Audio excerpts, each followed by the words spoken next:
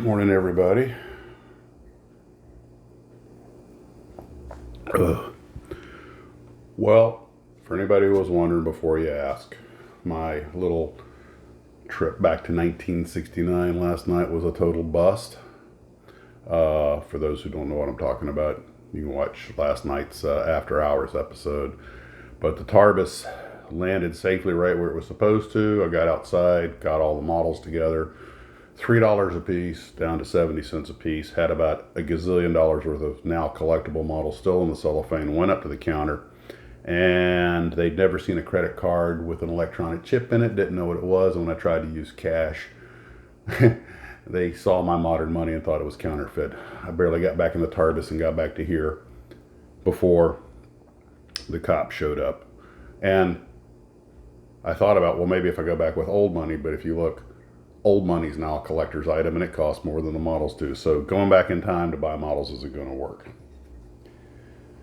So I got an email from Andrew Yanchis, who was a kit project manager at Aurora for many years. In fact, he now consults for the Atlantis. And he sent me a bunch of information on some things I'd said about the Aurora models and stuff that I've got so much here. I'll spread it out over time. He used to write articles for some newsletters and stuff. And so what happened was I had mentioned that the Cherokee was had it's like the only one that had the photograph of the real airplane in the box, it and the Aztec and the Jet Commander and the Skymaster. Well, there's a story behind that because there's always a story behind things that happen. Now, I already knew that there are other civilian aircraft, the Cessna 310, the Beech 18, and the Piper Apache and the Rockwell Commander. So they already had 4 in the lineup, but they got those from Comet, so they already had box art. And, apparently they had a manager there, an old kits project manager who was really hot to do a line of civilian aircraft, and he wanted to do the aforementioned Skymaster, the Cherokee, a Cessna 182 that you've probably never seen, and the Aztec. He also wanted to do 2 biz jets, the Jet Commander and Learjet. Well, long story made short, and Andy tells me that they decided to use a new mold maker. It was in Portugal, and I assume this was a cost-saving measure. Apparently, the thing when he first brought it to the executives, they sat on it. They weren't that thrilled. They weren't convinced, I should say. And so I've got the article here. So if you see me reference, I just want to make sure I'm telling the story right. Blah blah blah blah blah blah blah blah blah. Yeah. Okay. So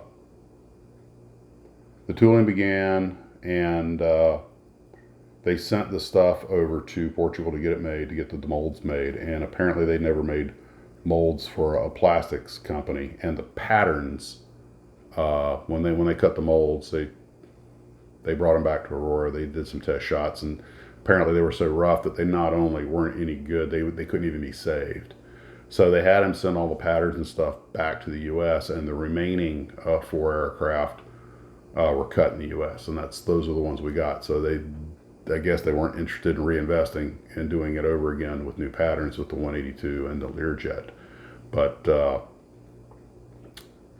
they were trying to keep the cost down, and they had time constraints, so they simply used photos of, remember several years had passed since the patterns had been first laid out, which is one reason, as I pointed out in my Scale Modeler article, that I made the 1966 Cherokee 180 that came in the box, not the 1968 Cherokee 180 that was the photo on top, because you'll notice a third window missing. And the one on the box top has a third window, which the 66 didn't have, and that was when they made the pattern. So the two don't match. And apparently all these delays are what caused that, because he says here that they didn't update the decals or anything. They just went with what they had, but they used a photograph of a modern airplane. And ta-da! Everything explained. So, anywho, that's the story on that. There's a lot more here I could go into. and it was essentially a cost and time saving thing.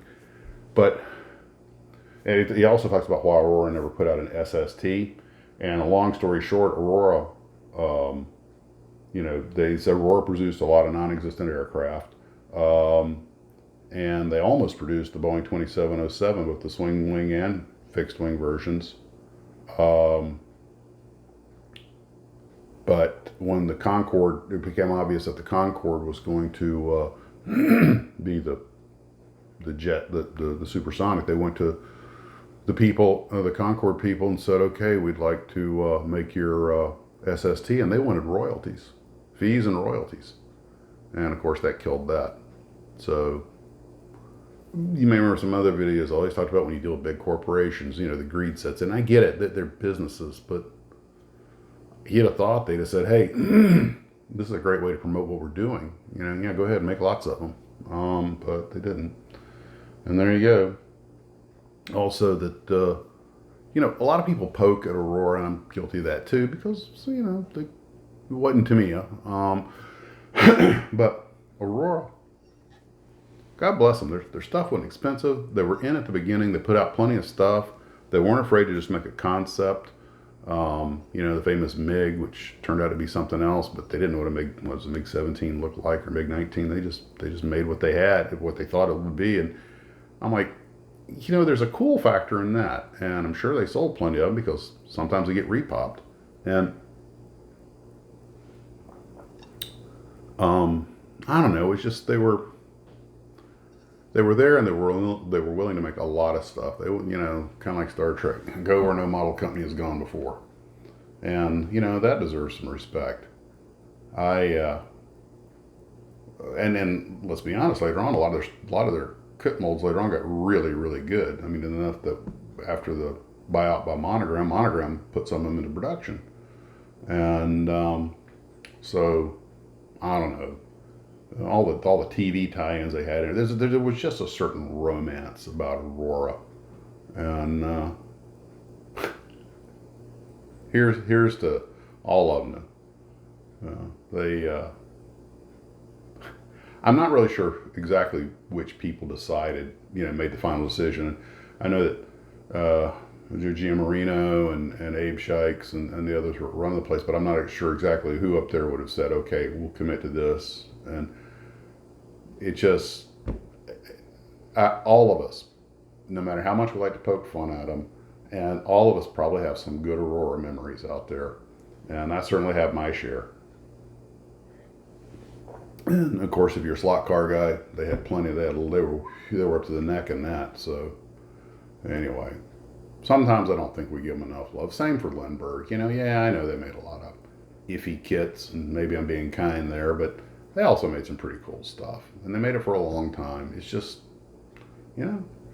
models are what you make out of them, and you want Tamiya models, you get Tamiya prices. You want something fun that you can put together.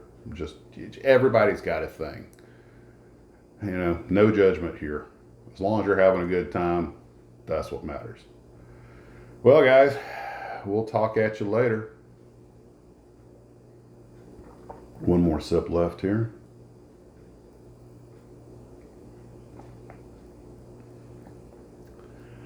Akuna Matata, baby. Akuna Matata. Akuna Matata. Yeah. Oh, promise I wouldn't try to sing again.